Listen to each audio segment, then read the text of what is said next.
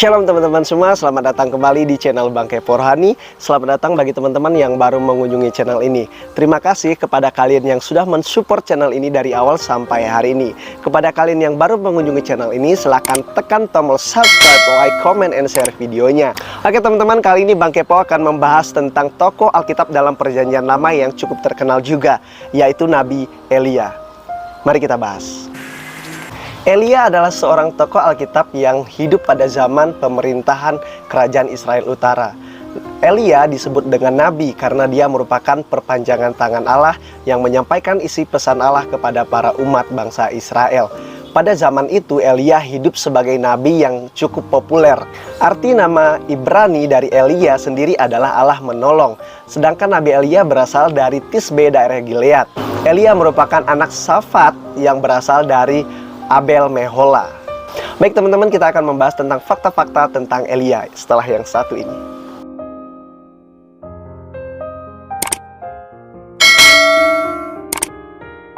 Inilah fakta-fakta tentang Nabi Elia. Yang pertama yaitu nubuatan tentang kelaparan bangsa Israel yang terdapat dalam 1 Raja-Raja pasal 7 ayat 1 dan Yakobus pasal 5 ayat 17.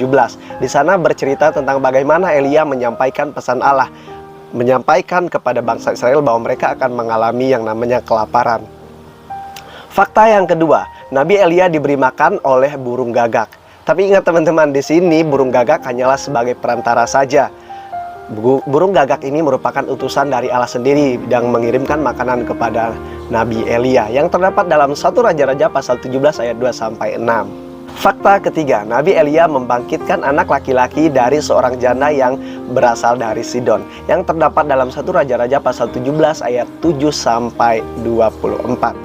Fakta keempat yaitu Nabi Elia mengalahkan nabi-nabi di Gunung Karmel. Nah, di sini kita perlu ketahui bahwa ternyata sudah sejak zaman dulu ada yang namanya nabi palsu dan ada yang namanya nabi asli. Nah, nabi-nabi palsu inilah yang disebut dengan nabi-nabi Baal karena mereka tidak menyembah kepada Allah yang hidup. Yang terdapat dalam 1 Raja-Raja pasal 18 ayat 16 sampai 46. Fakta kelima, Nabi Elia melarikan diri dari Izebel. 1 Raja-Raja pasal 19 ayat 1 sampai 9. Nah, di sini bercerita tentang bagaimana Elia ini takut terhadap Izebel karena merasa bahwa Izebel akan membunuhnya.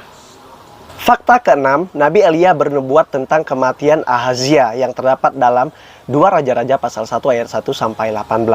Dia merupakan orang yang sering bernubuat karena memang pada saat itu Nabi itu tugasnya adalah menyampaikan pesan Allah, baik yang akan terjadi, yang sebentar akan terjadi, atau yang memiliki waktu yang lama. Itulah nubuat. Fakta ketujuh, Nabi Elia diganti oleh Elisa. For your information, bahwa Elisa merupakan seorang yang sangat mengagumi Nabi Elia. Dia sangat-sangat mengagumi sosok seorang nabi yang bernama Elia ini, yang terdapat dalam 1 Raja-Raja pasal 19 ayat 19 sampai 21 dan 2 Raja-Raja pasal 2 ayat 1 sampai 18. Fakta ke-8, Nabi Elia diangkat ke sorga dalam angin badai. Nah, di sini perlu kita ketahui bahwa ternyata Nabi Elia mengalami satu anugerah yang luar biasa. Dia terangkat ke sorga tanpa mengalami kematian. Terdapat dalam 2 Raja-Raja pasal yang kedua ayat 11 sampai 12. Fakta ke-9, kedatangan Nabi Elia ternyata dinubuatkan teman-teman, terdapat dalam Malaiki pasal 4 ayat 5 sampai 6. Lalu kemudian dia juga disamakan dengan Yohanes Pembaptis yang terdapat dalam Matius pasal 17 ayat 9 sampai 13. Fakta terakhir, Nabi Elia nampak dengan Musa pada saat Yesus dimuliakan. Terdapat dalam Matius pasal 17 ayat 1 sampai 8. Oke teman-temanku semua, itulah ke-10 fakta tentang Nabi Elia. Jika teman-teman memiliki fakta-fakta yang lain, silahkan tulis di kolom komentar dan apa lagi yang akan Bang Kepo bahas tentang materi-materi selanjutnya. Dan terima kasih kalian sudah menonton video ini dari awal sampai akhir. Salam Kepo Rohani.